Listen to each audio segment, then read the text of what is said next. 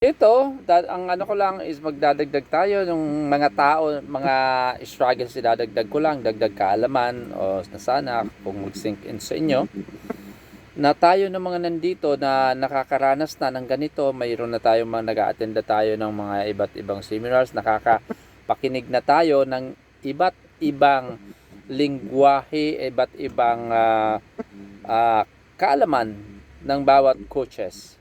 So siguro naman, mawawala na sa isip nyo yung pagkatapos nyong magretiro from your work, present works, ipupunta ka na lang at maglalagay ng sari-sari store. Okay? O kaya magtitinda ng kung ano-ano. Siguro naman, hindi nyo na mawawala na sa isip nyo na pagkatapos ko dito mga muhan ay uuwi ako sa aking probinsya para magtinda na lang doon ako sa barangay. Maglagay ako ng sari-sari store, magtinda ako ng mga kung ano-anong pangailangan sa barangay. Siguro naman natututuhan natin kung paano ba mag-leverage. Paano ba halimbawa, yung negosyo mo, simulan mo. Huwag kang magsisimula kung ang negosyo mo is ang thinking mo ay napakalit lang na basta lang mairaos ko yung pang-araw-araw ko na pamumuhay. Huwag ganun. Kasi nandito na tayo eh. Palakihin na natin. Think big, okay? Think big pero looks for. If you want if you want to be rich, dapat ka lang. Looks poor. Pero yung thinking mo pang milyonaryo. Pero at ang action mo pang bilyonaryo. Ibig sabihin, wag mo munang i-level up yung lifestyle. Kumbaga, delayed gratification lang muna. Dahil pag nakuha na natin yan, tuloy-tuloy na yan. Tayo kasi patumpik-tumpik tayo. Bakit? Pa-relax-relax. Bakit? Dahil ang puhunan natin, 3,000 lang.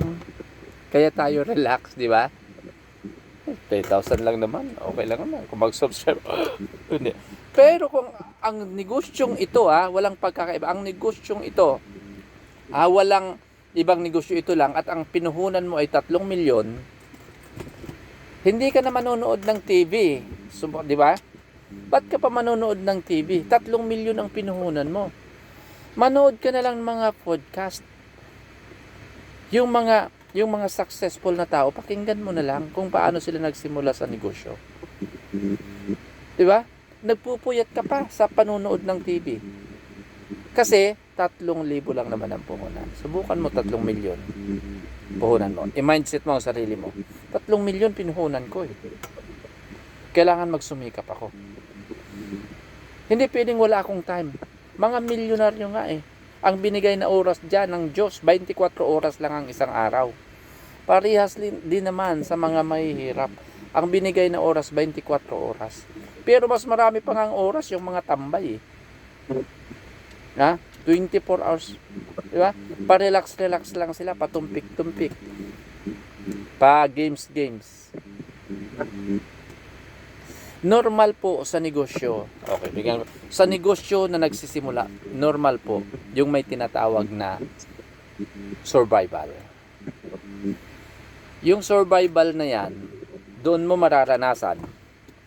So 1 to 2 years mo nasa survival ka. Yun bang parang wala nang taong gusto kumausap sa'yo, wala nang taong gusto kang makabanding kasi ang topic mo live good na naman, diba? Wala nang taong gusto kang i-invite sa mga pagtitipon-tipon dahil sigurado naman live goodin mo na naman sila. Normal po yan.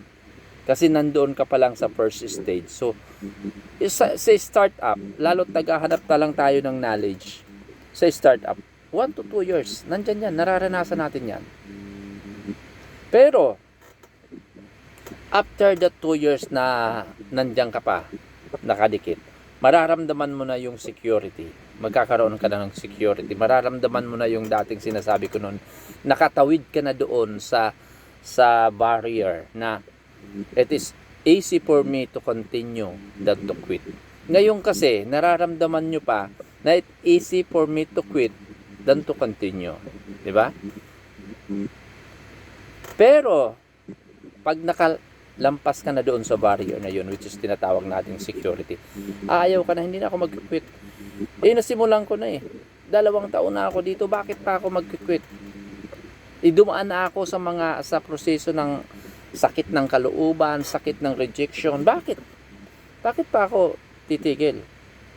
So, yung expenses noon, unti-unti makukuha mo na rin yon. Makakakuha kahit papaano. 'Di ba? Minsan, ngayon, nag-aabono ka pa kasi nandoon ka pa nga sa survival stage. Pero pag nandoon ka sa security, hindi ka na mag-aabono. Ibig sabihin, may $10 ka na. $10 ka ng income. $10, napakaliit pa lang yon. Pero at least di ka nabubunot sa yung sariling bulsa. Diba? $10. So, naghihintay ka na hanggang sa dumating na sa yung doon ka sa stability period. Na once na na-establish yan, yung $10 mo, baka 100 na yan. Tuloy-tuloy ng palaki yan. Hanggang bigyan mo ang isang sarili mo ng 5 years. Pero 5 years na para ka lang protest. Anong tawag doon? Seminarista. Okay? Wag naman. I-try mo na makaranas ka ng maraming rejection. Huwag kang matakot sa rejection. Kasi pag hindi mo naranasan yung mga rejection, ang layo-layo mo pa doon sa success level. Kung ang rejection mo sa buhay mga 10 pa lang, nako, ang layo mo pa doon sa success level. Ang layo pa. Hindi mo mararating yun pag hindi mo dinaanan yan. Then, yung dumating ka na sa ilang years, sabihin natin in 5 years, nandoon na yung sustainability. Masusustain na natin ang group natin. Diba? Yun na yun, na kumikita ka na kahit hindi pa millions, pero nasusustain natin. Kasi nga sa atin, hindi naman tayo full time Pero, nagwo-workout tayo. Gumagawa tayo ng event, gumagawa tayo ng mga paraan para tayo ay maging visible.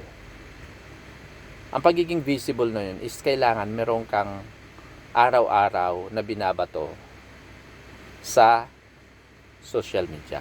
Kasi kung wala ka sa social media, ano nga hanapin sa iyo ng tao? Ano ba ang brand mo? Sige nga. Ano bang nagawa mong brand? 'Di ba? Hahanapin ka na. Kailangan, kung hindi ka nahanapin ng tao, hahanapin ka ng tao or hindi ka hahanapin kasi hindi ka visible. Hindi ka matatagpuan. Hindi ka visible Ang tao ngayon, pag may hinahanap, nasa Google, nasa cellphone, pag may hinahanap. 'Di ba? Malay mo, yung hinahanap, nung nag-i-scroll na yan, is katulad ng mga produkto mo. O, 'di ba? Nakita ko nga kanina, may nag-how doon sa ano mo, 'di ba, Coach Edith, yung ginagamit mo. Kasi nga, visible na siya. Magkano? Ang points doon is visible na siya. Visible. Yun ang number 1. I-continuous mo yung pagiging visible mo sa social media. Huwag mo munang isipin na maraming bibili sa'yo, maraming mag-house sa'yo. Huwag. Ang kailangan lang araw-araw, mayroon ka. Kaya, di ba napapansin nyo, araw-araw, mayroon akong binabato sana. Meron na akong ginagawa sa reels ko. Although ano yan, iisip sila, ano ba itong mga pinagsasabi nito? Nagtatanong yan sa akin, ano ba yan? Sa inbox ko, nagtatanong. So kasi, soon kasi, ang gagawin ko kasi, yung mga products mismo, is ADD mo ko. Yung aralin mo yung products, din parang ikaw yung endorser ng produkto. Tapos, bibidyohan mo ang sarili mo. Kung may magandang pwesto ka sa loob ng bahay, doon mo gawin. Na, gaya ng ginagawang Coach Edith, sa umaga, nagtitimpla ka ng kape. Ganon, dapat masigla, hindi ka nakabusangrot, hindi ka dapat masigla ka, umano ng kape. So, syempre, ano ba yung klaseng kape na yan? No? Hindi nila makikita sa market, itong aking kape, na hindi nyo makikita saan man kayo pumunta dyan sa market. Sa akin nyo lang makikita. Para saan ba yan? Good for the heart. Ano ba? Kung anong mga specification ng products mo, yun gawin natin. Sa iyo, Coach Feliciano.